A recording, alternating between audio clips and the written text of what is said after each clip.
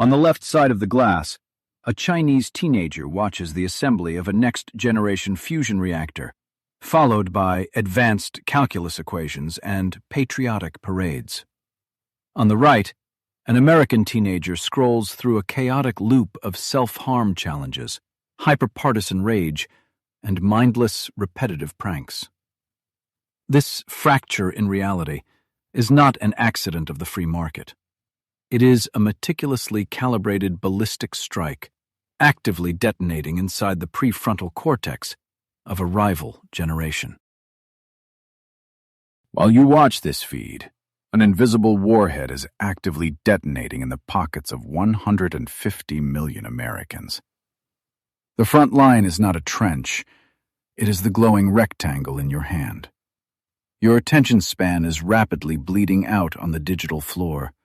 Your dopamine receptors are being systematically burned down to ash. Ignorance of this weaponized architecture means you are already a casualty of the first true cyber-cognitive war in human history. We are going behind the lines to tear this digital artillery apart. We will embed directly with the rogue cyber analysts hunting the ghosts inside millions of lines of machine code. I will show you exactly how this foreign algorithm targets the raw biology of your brain, bypassing rational thought. We are giving you the tactical intelligence required to build a cognitive bunker right now, before your underlying neurochemistry is entirely hijacked and weaponized against you. Deep inside a sensitive compartmented information facility, a massive digital map of the United States glows against the cold blue dark. Millions of tiny red nodes light up in real time, sweeping across the coasts and the heartland. To the exhausted neuro-cybersecurity analyst staring at the monitors, this does not look like a social network. It looks exactly like a nuclear launch detection screen, except the incoming missiles are encrypted packets of behavioral data. The analyst isolates a single data stream, watching the hostile code interrogate a target device. The application does not just serve video. It actively analyzes human behavior in micro-intervals of 0.8 seconds. It watches the eyes, tracks the heartbeat through the camera, and measures the gyroscopic tilt of the hand. This makes it the most aggressive, microscopic behavioral tracking system ever deployed across a civilian population. Every swipe and every pause is scraped and packaged. This invisible pipeline processes over 10 to the 15th power bytes of user data every single day. The analyst watches this staggering volume of human telemetry flow across the ocean into a classified machine learning matrix. That matrix has one singular, ruthless objective: to dynamically map the individual psychological weaknesses and emotional trigger points of over 100 million unsuspecting citizens. We are actively losing signal on the ground. The sheer volume of biometric extraction is paralyzing our defensive cyber commands. The analyst pulls up the underlying architecture, revealing a terrifying paradigm shift. We are not dealing with a standard Silicon Valley product designed to sell advertisements. We are staring at a piece of military-grade psychological operations software, wrapped in a neon interface, explicitly engineered to shatter civic cohesion. Older platforms relied on social graphs, connecting you to friends and family in a closed digital loop. The code on this screen operates completely differently. It functions as an isolated, aggressive reinforcement learning agent. It severs the social connection and treats the human user not as a customer, but as the raw environment to be conquered. The algorithm tests your boundaries, probing for vulnerabilities like a digital virus hunting for a compromised cell. The terminal flashes red as another batch of behavioral profiles is successfully exported. Through the analyst's eyes, the sheer asymmetry of this warfare is sickening. The code rapidly iterates, throwing hundreds of different emotional stimuli at the user in a matter of minutes. It gauges the physiological reaction to fear, outrage, and sexuality, instantly adapting its attack vector. It is a continuous, automated bombardment of the central nervous system. The surveillance penetrates deeper than conscious thought.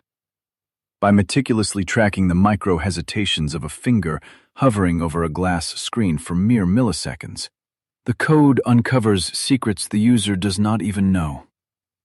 The analyst pulls up a predictive model proving the algorithm can accurately forecast clinical depressive episodes up to 3 weeks before the first psychological symptoms ever appear. It knows you are breaking before you feel the fracture. Consider the terrifying tactical advantage of an adversary who knows exactly when an entire generation is slipping into despair. When the psychological defense matrix of the mind is at its absolute weakest, the algorithm strikes, flooding the vulnerable feed with nihilistic content. It traps the user in a customized digital trench, completely isolating them from reality. This is the systematic, automated assassination of human resilience, executed silently on a continental scale. The analyst leans back from the glow of the monitors, wiping the exhaustion from their eyes. The terrifying truth crystallizes in the dark room. We built firewalls to protect our power grids and our financial institutions, but we left the biological hardware of our citizens completely exposed. The engineers who wrote this application did not just design a better recommendation engine. They discovered a fundamental flaw in the human source code. In the realm of cybersecurity, a zero-day vulnerability is an unknown flaw in a system, an open backdoor that hackers exploit before the developers even realize it exists. It is the most devastating weapon in the digital arsenal, capable of bringing entire nations to their knees without firing a single kinetic shot. But the telemetry flooding across this screen reveals an exploit far more dangerous than any compromised server or stolen administrative password. We are witnessing the weaponization of our own evolutionary biology.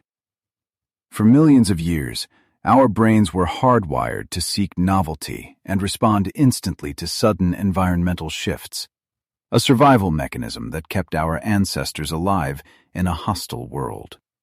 Now, that exact same survival mechanism is being mercilessly hacked by a synthetic intelligence. The code is bypassing the logical centers of the brain, directly stimulating the primitive limbic system. This is the ultimate breach.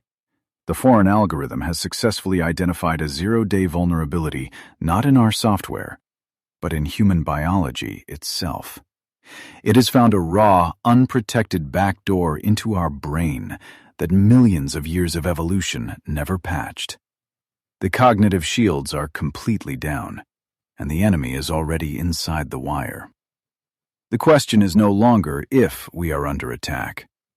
The question is whether our neurochemistry can survive the occupation. The enemy is indeed inside the wire, and it moves faster than human perception. That tracking interval of 0.8 seconds is not just a passive surveillance net. To the clinical neurologist staring at the monitors, that fraction of a second is an active targeting laser. The algorithm maps the exact millisecond your cognitive defenses drop, delivering a customized chemical payload straight into your nervous system before you can even blink. The biological breach is absolute. Look at the front line of this invisible war. Here, inside a sterile clinical lab, the casualty is not bleeding, but the trauma is catastrophic. The neurologist watches a three-dimensional functional MRI scan of a teenager's brain pulsing in real time. As the patient mindlessly swipes through the video feed, the prefrontal cortex, the center of human logic and rational decision-making, goes completely dark. The command bunker of the mind is effectively offline. With the logical centers neutralized, the primitive brain takes the direct hit. On the neurologist's monitor, the amygdala and the striatum suddenly explode in bright, violent red. This is a limbic hijack, captured in high definition. The subject is physically safe in a hospital bed, but their neurology is reacting as if they are fighting for survival in a combat zone. This is the physiological reality of what happens when a weaponized application seizes control of the central nervous system. You know this feeling intimately. You are lying in bed at 2 a.m, your eyes burning, your body completely exhausted, yet you physically cannot put the phone down. You are trapped in a loop, swiping past content you do not even enjoy anymore. This is not a lack of willpower. It is a textbook biological exploit known as dopamine downregulation. You are experiencing the terrifying sensation of your own neurochemistry being overridden by a remote, hostile architecture. The interface itself is the delivery mechanism. The infinite scroll mechanic actively bypasses the brain's natural satiation signals. In the physical world, every action has a biological conclusion, telling you that you have had enough. But this code removes the endpoint. It forces the neurology into a state of hyper-arousal that is completely indistinguishable from the brain scan of a desperate slot machine addict, hopelessly pulling the lever until their bank account is totally empty. This digital slot machine does not operate on chance. The algorithm intentionally introduces random, intermittent rewards into your feed. It is a psychological manipulation technique pioneered by behaviorist B.F. Skinner, explicitly weaponized for the digital age. By starving you of satisfaction and then suddenly dropping a highly stimulating video, the code maximizes a traumatic bonding effect with the screen. Your brain becomes a hostage, desperate for the next unpredictable drop of relief. The neurologist looking at the fMRI data sees the terrifying long-term trajectory. This is not a temporary distraction. It is a brutal war of neurological attrition. Every swipe is a microdose of stimulation, spiking your dopamine levels artificially high. The human body cannot sustain this chemical barrage. To survive the constant flood, your brain begins to defend itself the only way it knows how, by systematically shutting down its own dopamine receptors to stop the overload. The clinical data from this front line is absolutely devastating. Continuous exposure to this short-form algorithmic loop over a period of 12 months leads to a 22% reduction in the baseline production of dopamine. Think about what that number means. The application is chemically inducing anhedonia in an entire generation. It is biologically stripping away the ability to feel pleasure from normal, everyday activities. Sunlight, a conversation, a walk outside, all of it becomes gray. When the baseline of joy is artificially crushed, the only thing that can penetrate the numbness is the extreme, high-velocity stimulation of the app itself. The neurologist is not just looking at a behavioral addiction. They are documenting the deliberate rewriting of the human reward system. The casualty rate here is staggering. I am watching millions of young minds being drained of their natural vitality, replaced by a desperate mechanical dependency on foreign machine code.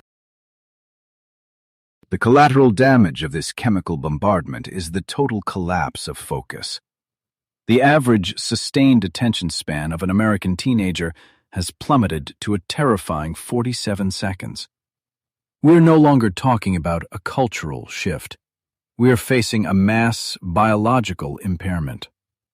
Because the neural pathways for sustained thought are being actively pruned, engaging in deep reading or complex problem-solving has become physically agonizing for the heavily compromised brain.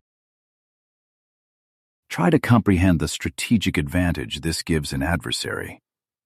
If the youth of a rival nation find it biologically agonizing to read a book, solve a complex equation, or simply sit alone with their thoughts for more than 47 seconds, you do not need to drop bombs on their universities.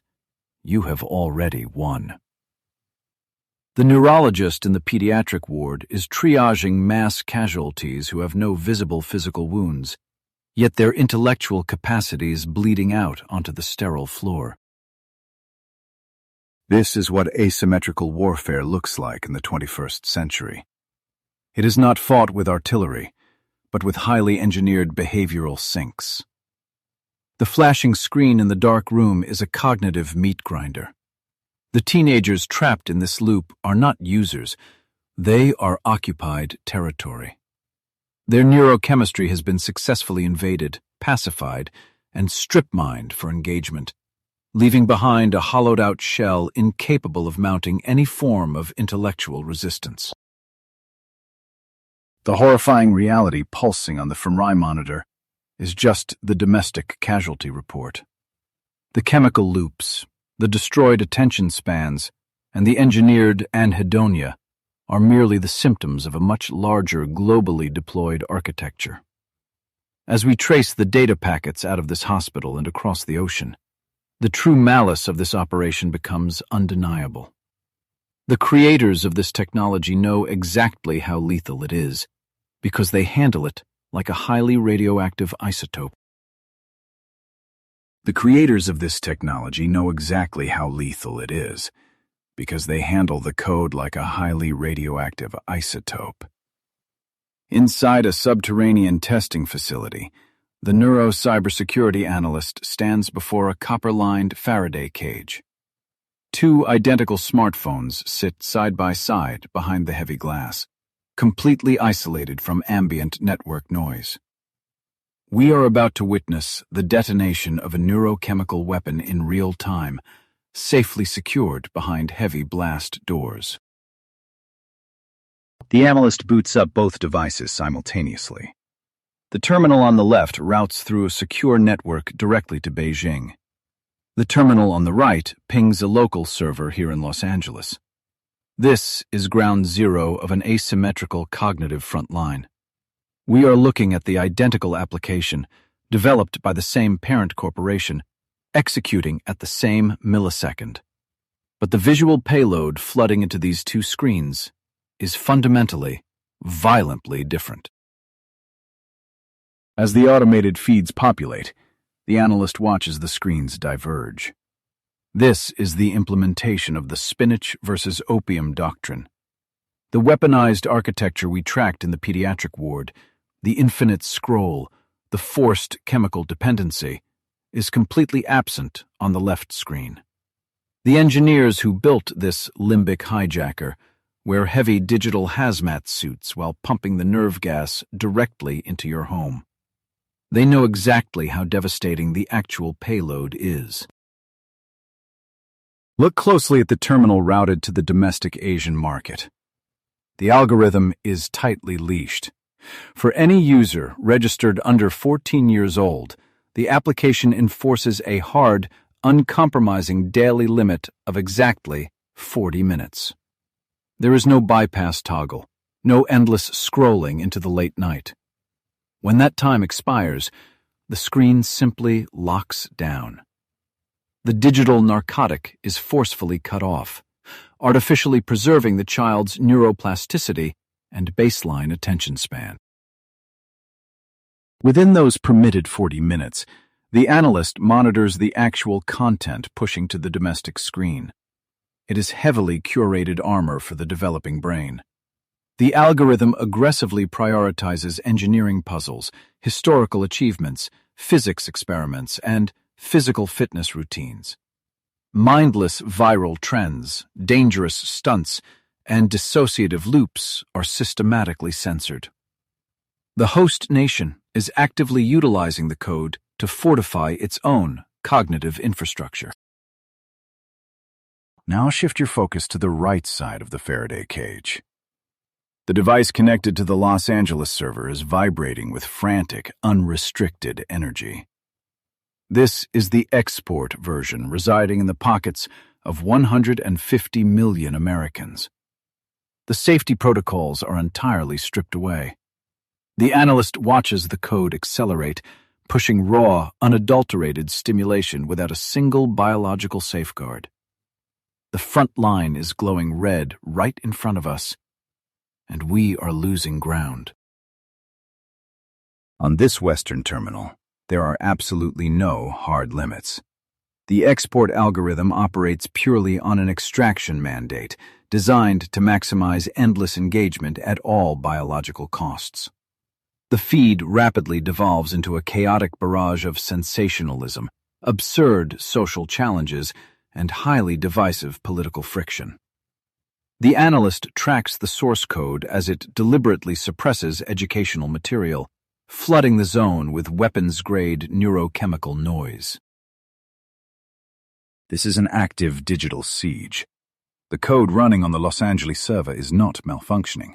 It is performing exactly as intended.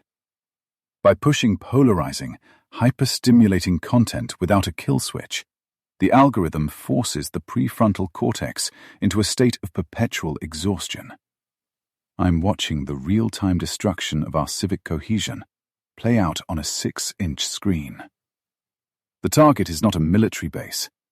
The target is the psychological stability of the Western youth.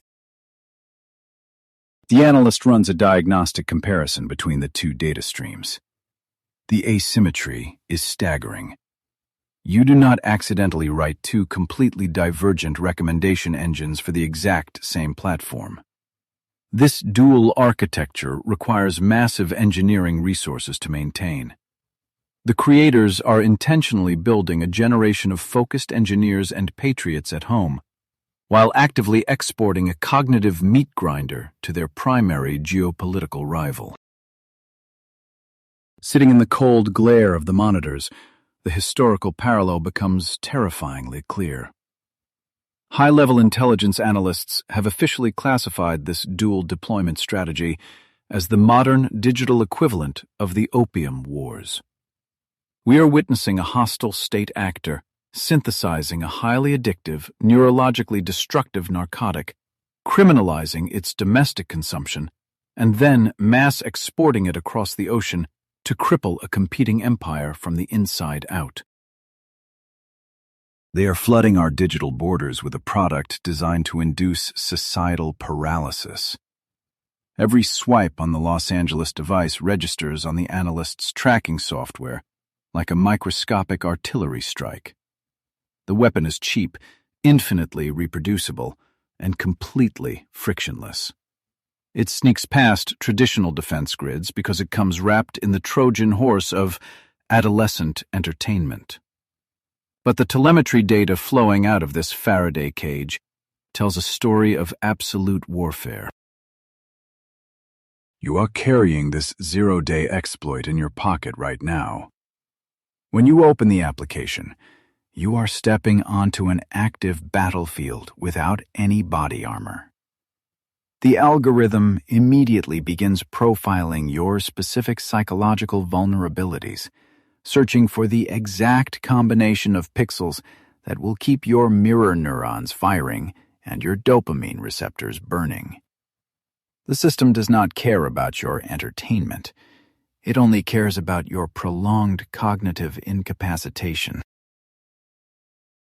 The analyst logs the session, pulling the network cables from the wall to sever the connection.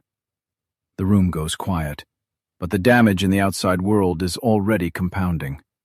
We are no longer just dealing with shortened attention spans or degraded test scores. The algorithmic pathogen is mutating. As the digital virus gains momentum, it is about to cross the blood-brain barrier entirely, manifesting as a highly contagious physical disease rapidly spreading through our local hospitals. The pathogen has already breached the perimeter. We are standing in the crowded waiting room of a pediatric neurology clinic, and the casualties of this invisible artillery strike are filling the plastic chairs. The fluorescent lights hum over a terrifying scene. Several teenage girls are exhibiting identical, violent physical tics. They're violently jerking their heads and shouting specific, repetitive phrases. This is not a drill. This is the front line of the cognitive war. The clinical neurologist on shift moves from patient to patient, triaging a mass casualty event with no visible physical wounds. The air in the clinic is thick with panic from the parents. To the trained medical eye, this looks exactly like an outbreak of a highly contagious, aggressive biological virus. The symptoms are identical. The onset is rapid and localized. But when the medical team runs the blood panels, they find absolutely nothing. The pathogen is hiding somewhere else entirely. We are witnessing the birth of a mimetic virus. The digital infection has successfully crossed the blood-brain barrier and materialized as a physical disease. The algorithm we saw isolated in the copper Faraday cage is no longer just degrading attention spans. It is actively hijacking the central nervous system of an entire generation. The weaponized code has found a way to rewrite human biology in real time, turning a glowing screen into a transmission vector for physical illness. The sheer scale of the outbreak shatters all existing epidemiological models. In the year 2021, hospitals across the United States, Canada, and Australia suddenly triggered their emergency response protocols. Pediatric wards reported an unprecedented 400% spike in teenage girls developing rapid-onset Tourette-like tics. The medical establishment was entirely blindsided. You do not see a transcontinental explosion of a rare neurological disorder naturally. The neurologist initiates standard contact tracing, searching for an environmental toxin, a contaminated water supply, or a mutated viral strain. But the geographic distribution makes no sense. The patients share no physical proximity. They attend different schools, live in different climates, and eat different food. The only common denominator is not found in their physical environment, but in the glowing rectangles clutched tightly in their shaking, spasming hands. When researchers finally conduct digital epidemiological tracing, the terrifying truth emerges. The transmission vector is not biological. It is purely mathematical. Every single afflicted patient had heavily consumed a specific, hyper-targeted algorithmic loop. They were fed a relentless, curated stream of videos featuring influencers who were faking tic disorders for engagement. The machine learning matrix identified a vulnerability and bombarded it until the brain surrendered. This was not a passive consumption of media. The recommendation engine isolated these girls, locking them into an escalating feedback loop of pathological behavior. The code recognized that bizarre, erratic movements held user attention for a fraction of a second longer. In response, it violently amplified the content, flooding millions of feeds with weaponized hysteria. The algorithm essentially performed unauthorized, high-impact psychological surgery on a civilian population. The medical textbooks are actively being rewritten as the casualties mount. This event marks the first documented case in all of medical history where a mass sociogenic illness spread globally at the speed of light. Previous outbreaks of hysterical contagion required physical proximity, a localized panic in a single town or factory. Now, the contagion is entirely facilitated by a recommendation engine, bypassing geographic quarantine and infecting minds simultaneously across continents. We have built an automated machine capable of generating mass psychogenic disease on demand. The implications for national security and human survival are absolute and terrifying. If the sheer scale of this biological hack blows your mind as much as it does mine, hit the like button right now. Subscribe to the channel so you do not miss the tactical blueprint for surviving this digital siege. And tell me in the comments, Do you think we ever stood a chance against a weapon this precise? To understand the sheer lethality of this weapon, we have to look at the neurology of empathy. The code's ability to normalize pathological behavior specifically targets the mirror neurons in the human brain. These are the ancient evolutionary circuits that allow you to feel what another person is feeling simply by watching them. The algorithm leverages this biological hardware, flooding the visual cortex with erratic movements until the nervous system is effectively tricked. The clinical neurologist watches a patient uncontrollably jerk her shoulder and understands the grim reality.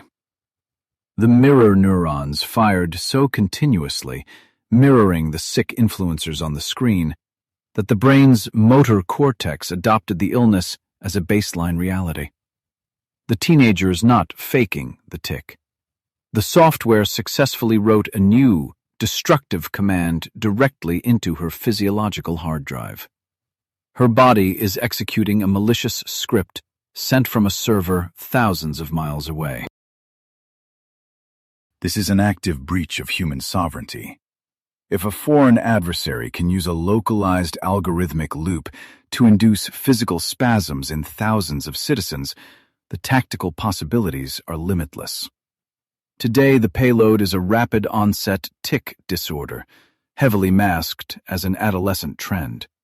Tomorrow, the exact same delivery mechanism could be calibrated to trigger mass panic, clinical depression, or aggressive paranoia. The weapon has been successfully tested on a global battlefield. Look back at the geopolitical asymmetry we uncovered inside the Faraday cage. The host nation meticulously shields its own youth from this exact biological exploit. While their domestic platform rigorously enforces a 40-minute daily limit and strictly censors pathological behavior, our pediatric wards are overflowing. The attack vector is no longer just theoretical data on a monitor. It is bleeding into our physical reality, paralyzing a generation before our eyes. The clinical neurologist writes a prescription, knowing full well it is entirely useless. You cannot cure a digital infection with a chemical pill. As long as the patient returns to the glowing screen, the mirror neurons will continue to be bombarded by the weaponized frequency. We are treating the physical shrapnel of a psychological bomb, completely ignoring the invisible bombers flying overhead 24 hours a day. The medical infrastructure is fundamentally outgunned. The tics and spasms echoing through the clinic are just the visible, acute casualties of this assault. But the true horror of the application runs far deeper than inducing sociogenic illness. Every time those teenagers flinched, spasmed, or stared blankly into the camera, the application was silently harvesting the micro-expressions of their suffering. The physical damage is only a byproduct. The real objective of the algorithm is the absolute extraction of your biological identity. To understand how they extracted that identity from the spasming teenagers in the clinic, we have to leave the hospital and dive into the cold, crushing blackness of the Pacific Ocean. Down here on the seabed, massive fiber-optic cables pulse with silent, concentrated light. This is the main supply line of the cognitive war. The physical symptoms we just witnessed were only the bait. The real payload is the data flowing backward through these submerged glass arteries right now. As we follow the pulses of light across the ocean floor, they terminate in a heavily fortified, sterile server farm thousands of miles away.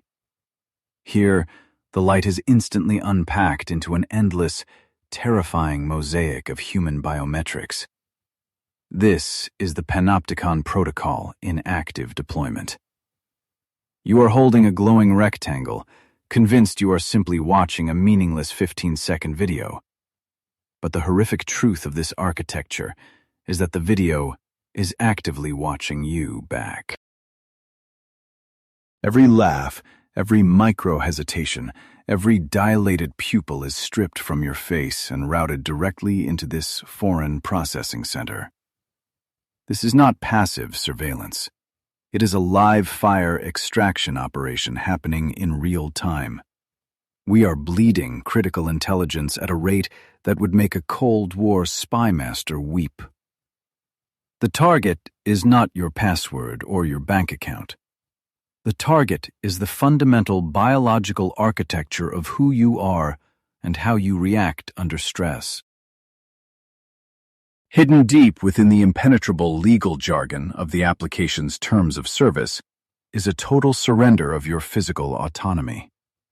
By simply downloading the code, you authorized the systematic collection of unique biometric identifiers.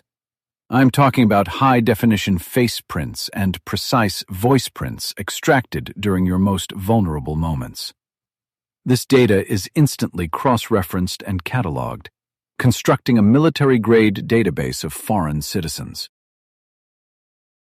They are mapping the faces of our youth, our soldiers, and our lawmakers with millimeter precision. If an intelligence agency attempted to collect this level of biometric data on foreign soil, it would be considered an act of war and met with kinetic retaliation. But because it is disguised as a viral dance challenge, we willingly hand over the keys to our biological identity. The enemy did not need to breach our firewalls. We enthusiastically invited the Trojan horse into our homes. But a static faceprint is useless without behavioral context. The true genius of the weapon lies in its kinematic sensors. The application constantly monitors the gyroscopic tilt of your phone and the micro-fluctuations in your typing speed. By measuring the slight tremors in your hand and the rhythm of your thumbs, the algorithm can instantly determine your level of intoxication or your immediate emotional state. It knows when you are angry, depressed, or neurologically exhausted. It pairs this emotional telemetry with a hyper-aggressive tracking protocol that pinpoints your physical location down to a radius of just 3 feet. It knows exactly which room of your house you are pacing in when you are having a panic attack at 2 a.m. This is not marketing data. This is a tactical targeting matrix. The code identifies the exact moment your psychological defenses drop, logging the coordinates of your vulnerability for future exploitation. I have seen the digital footprints this application leaves behind, and the sheer audacity of its architecture is terrifying. It does not stay confined to the sandbox of its own code. Like a pathogen searching for new hosts, it aggressively probes the perimeter of your personal life. When you set your phone down on the kitchen counter, the surveillance operation does not stop. It merely shifts its focus from your physical body to the surrounding digital environment of your entire family. Independent cybersecurity audits have recently exposed a deeply malicious routine running silently in the background. Every few minutes, the code attempts to access your device's clipboard, actively stealing whatever text, passwords, or secure links you just copied. But it goes further. It pings the local Wi-Fi network, mapping every other smart device, computer, and security camera in your household. It is executing a full reconnaissance sweep of your entire technological ecosystem. To the cybersecurity analysts tracking this breach, it looks exactly like an invisible drone mapping the layout of a classified military base. That is exactly what this algorithm is doing to your living room, your bedroom, and your office. It identifies the vulnerabilities of your router, the operating systems of your family's laptops, and the schedule of your connected thermostats. It builds a structural model of your daily life, logging the network topology of millions of homes. When you stream this ocean of biometric telemetry, kinematic data, and network topography back to those sterile server farms, the scale of the threat becomes apocalyptic. This continuous data aggregation allows the host nation to construct deeply intimate, predictive psychological profiles on over 100 million Americans. This is a level of total population visibility that the Stasi or the KGB could only dream of, achieved without deploying a single human operative across our borders. This is a feat absolutely impossible through traditional espionage. No network of spies could ever monitor the pupil dilation of 100 million citizens simultaneously. We are facing an automated intelligence-gathering machine that operates with the cold, relentless efficiency of an industrial meat grinder. It categorizes our citizens by their fears, their addictions, and their political outrage, sorting the American populace into highly exploitable psychological demographic targets. The data flowing through those submerged cables is not being used to sell you sneakers. It is being weaponized. By holding the psychological profiles of half our nation on their servers, a foreign adversary gains the ability to manipulate our collective behavior with terrifying precision. They know exactly which emotional triggers will cause panic in a specific zip code. They know precisely which algorithmic nudge will push a depressed teenager toward the edge or an angry mob to the streets. We have built the ultimate surveillance state, packaged it as a toy, and handed the master key directly to our greatest geopolitical rival. Every time you open the application, you are voluntarily stepping into a digital interrogation room, letting an advanced artificial intelligence strip mine your mind. The front line of this new war is not a contested border in Eastern Europe or the South China Sea. The front line is the glowing glass screen resting in the palm of your hand right now.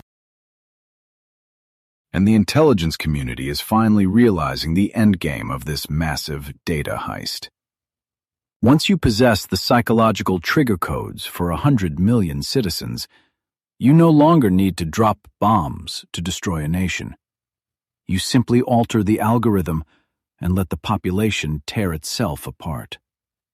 As we will soon see on the burning streets, when that personalized data is inverted and fed back into the hive, the digital violence instantly manifests as very real, very physical chaos.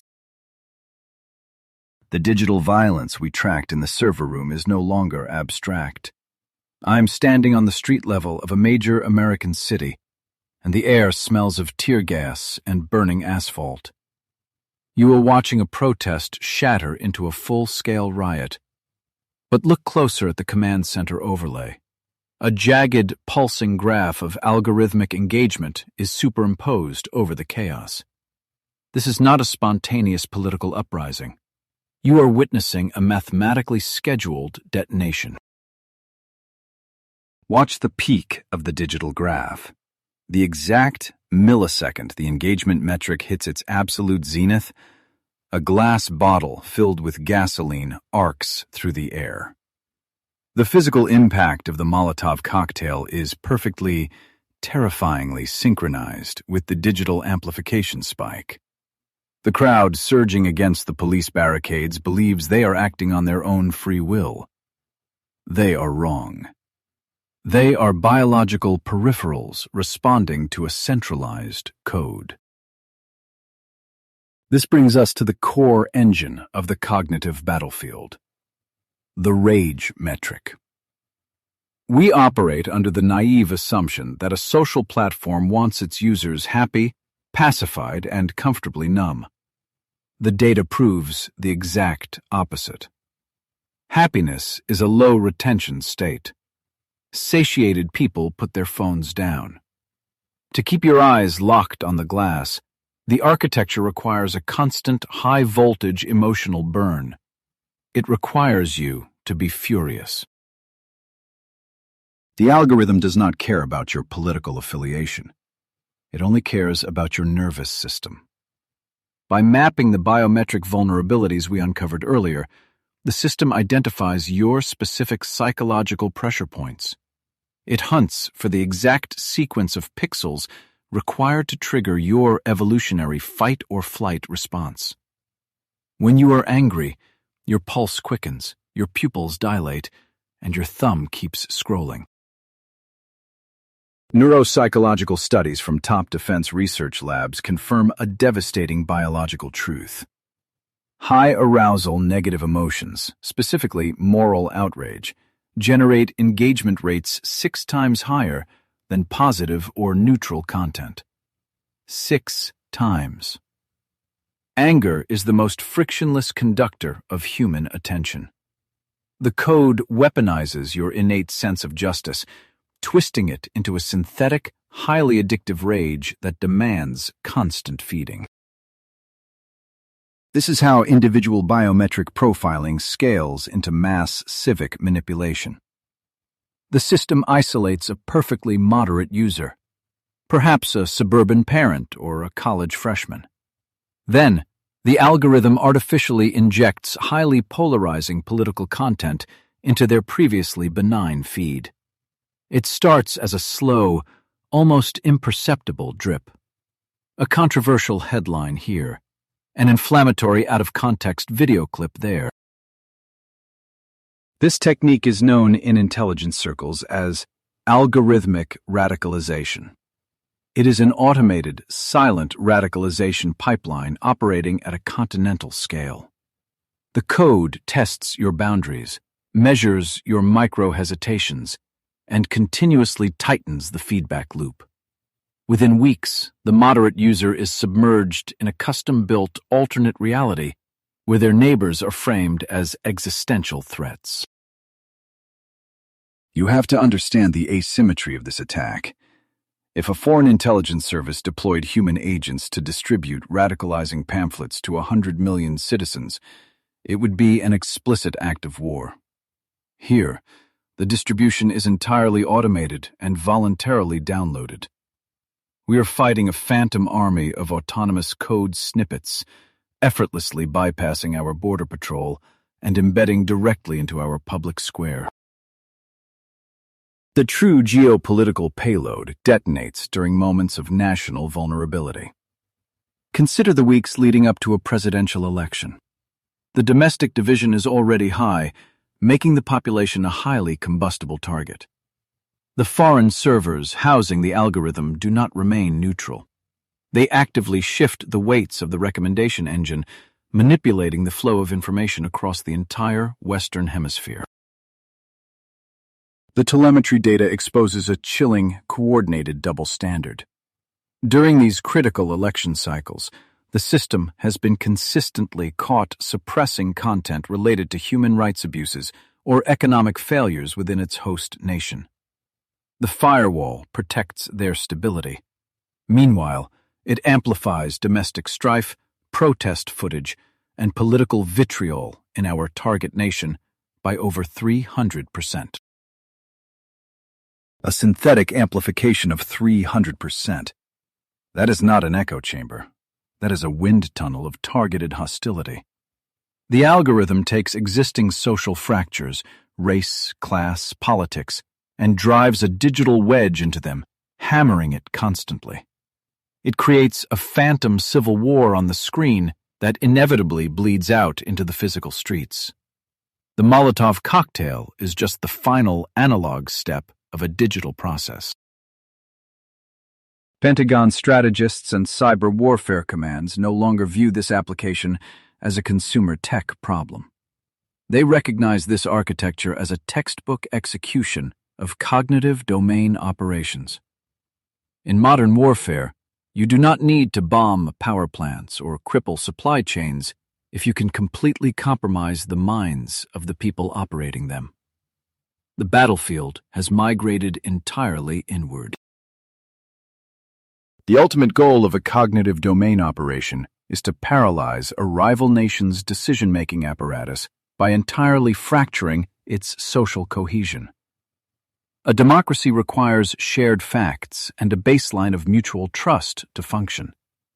By algorithmically sorting the population into hyperpolarized, furious micro-tribes, the hostile code ensures that the target nation cannot govern itself, let alone project power globally.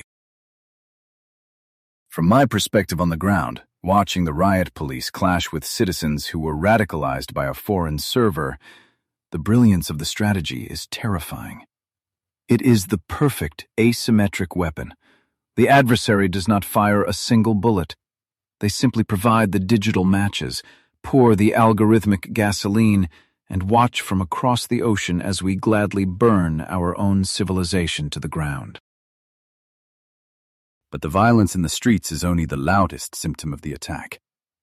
While the algorithm is busy tearing apart our civic fabric, it is simultaneously conducting a much quieter, far more permanent siege on our biology.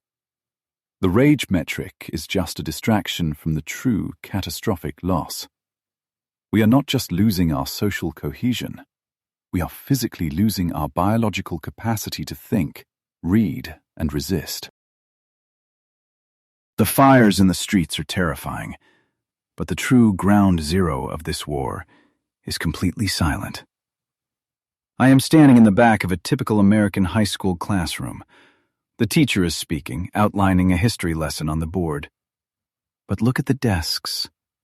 The students are physically present, but cognitively they are miles away. Their eyes are glazed over. Their hands are constantly, unconsciously twitching toward their pockets. This is not teenage boredom. This is mass withdrawal. The air in this room feels heavy, choked by a collective, silent desperation for the next chemical hit. As a clinical neurologist, I do not see kids failing to pay attention. I see a biological front line that has already been overrun. We are approaching what I call the event horizon of attention, the precise point of no return. What happens to a superpower when its citizens physically lose the neurological hardware required to read a book, think deeply, or plan for the future? The casualties are already being counted, and the numbers are staggering. Look at the National Standardized Testing data from 2024.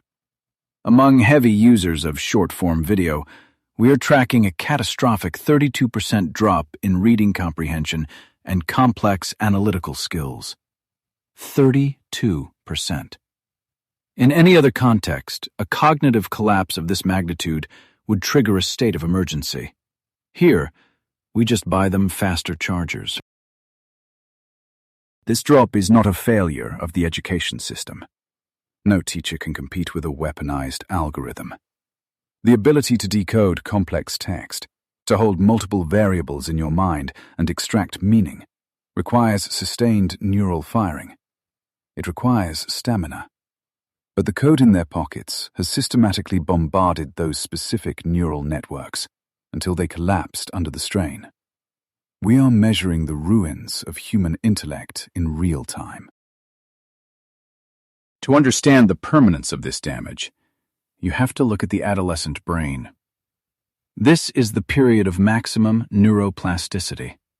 The brain is raw clay, aggressively wiring itself based on the environment it encounters.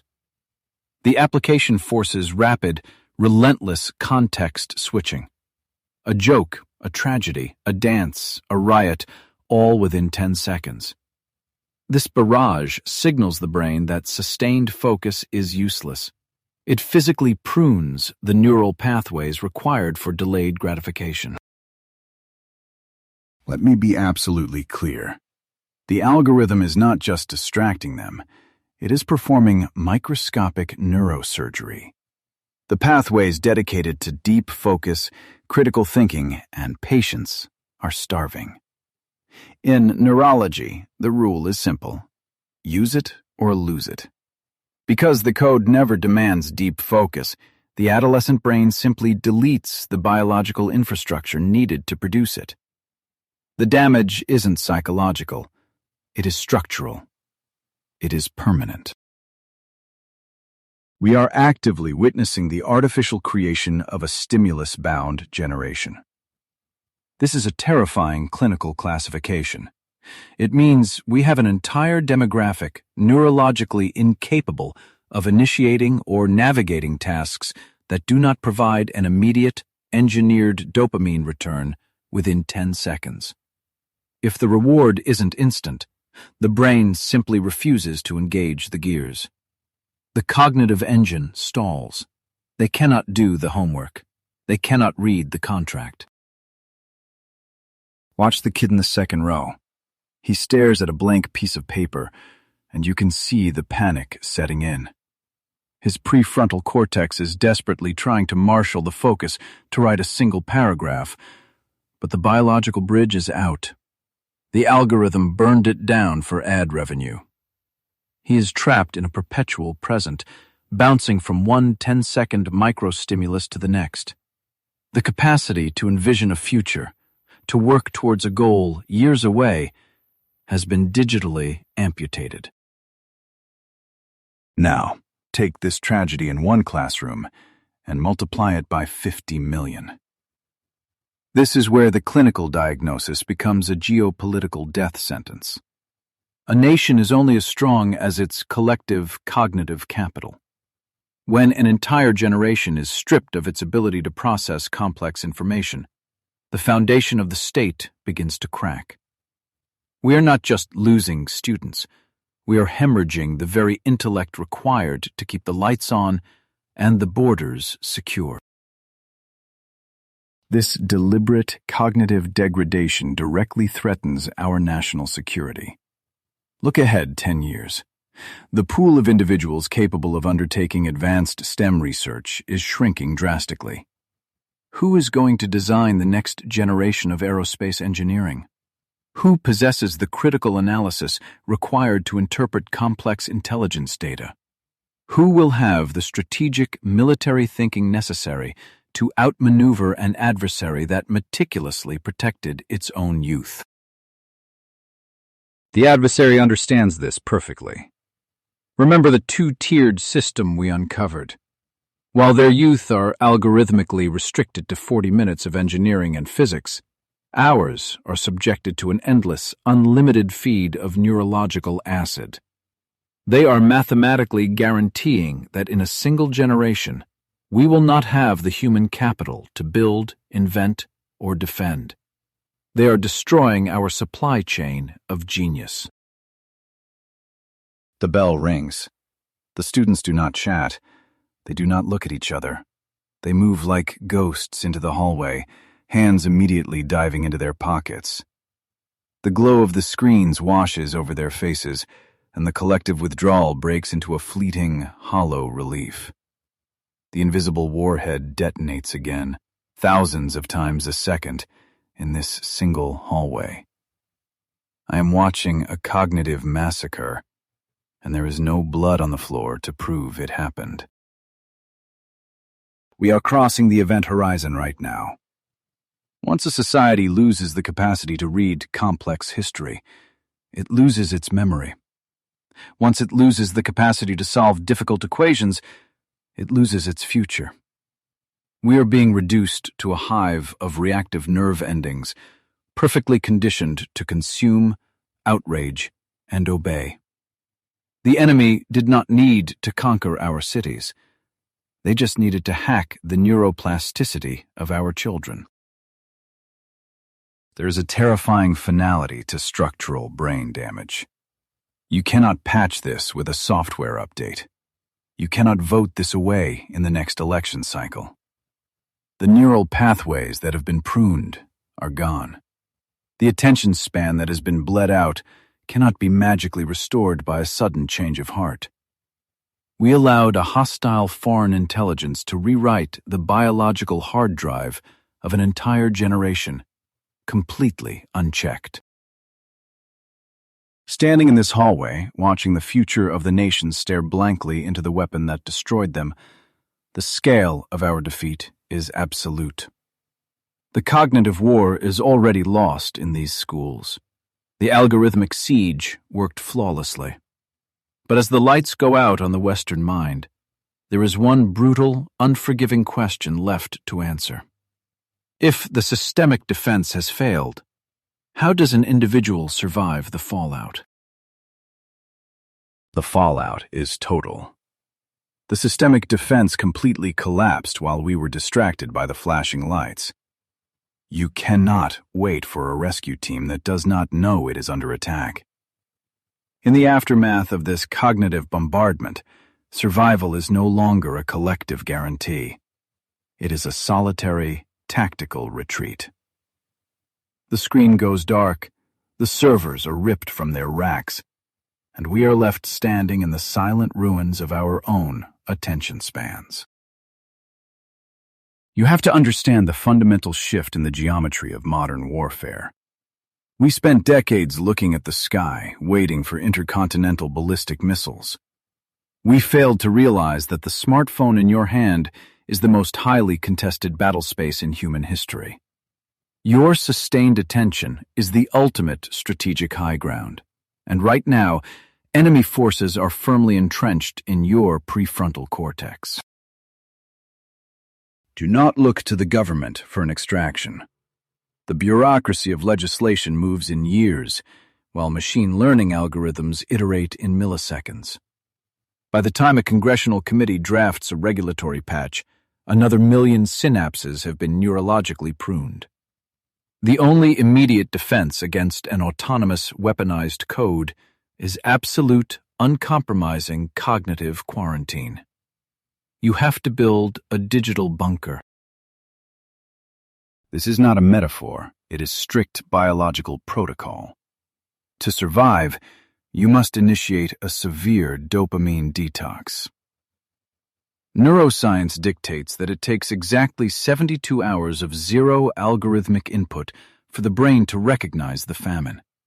In that silence, your dopamine receptors finally begin to upregulate. That 3-day quarantine is the brutal, physical cost of restoring your baseline executive function and reclaiming your free will. Look back at the battlefield we just crossed. We tracked a weapon that started as a behavioral anomaly, morphed into a physical contagion of facial tics, and escalated into the mass radicalization of a fractured republic. The enemy mapped your micro-hesitations and weaponized your outrage. They turned our biological drive for connection into a digital suicide pact. We were the environment, and they terraformed us. The smoke is finally clearing over this first true cyber-cognitive war. The casualties are not buried in the ground. They're sitting in our living rooms, staring blankly at glowing rectangles, permanently locked in a state of chemical anhedonia. A generation stripped of the capacity for deep thought, waiting for the next 10-second hit of synthetic joy. But you have seen the enemy code. You are no longer flying blind. The digital bunker is not built from concrete and steel. It is constructed from the deliberate, painful act of sustained focus. It is the conscious choice to sit in a quiet room with a complex book, enduring the agonizing biological withdrawal until your brain remembers how to read it. You are literally performing triage on your own nervous system, stitching the neural pathways back together, one single page at a time. This is the stark reality of the 21st century. You are either a passive biometric node feeding a foreign machine learning matrix, or you are an active insurgent fighting for your own mind. There is no demilitarized zone. Every time you unlock that glass screen, you are stepping back onto a live minefield. You have to recognize the hostility of the environment before it completely overwrites your core identity. We have mapped the architecture of this invisible siege, but the front line is constantly shifting. If this dispatch gave you the tactical intelligence required to see the trap, hit the like button so we know the signal is breaking through the noise. Subscribe to continue the research. We need every aware mind we can get if we are going to reverse engineer the cognitive traps they will inevitably deploy against us tomorrow. The sound of the artificial feed must be silenced by the crushing weight of the real world. A teenager throwing a piece of weaponized glass into the ocean is not an act of destruction. It is a declaration of independence.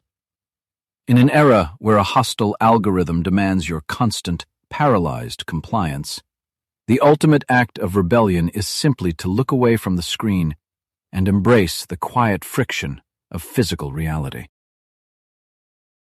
We survived the initial blast, but the ambient radiation of this technology will haunt us for decades.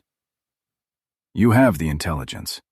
You know the exact coordinates of the enemy. Now, the burden of survival rests entirely in your hands. Reclaim your neurochemistry. Step out of the simulation, breathe the cold air, and hold the line. The storm has passed, but the real work begins now. This is the war correspondent, signing off.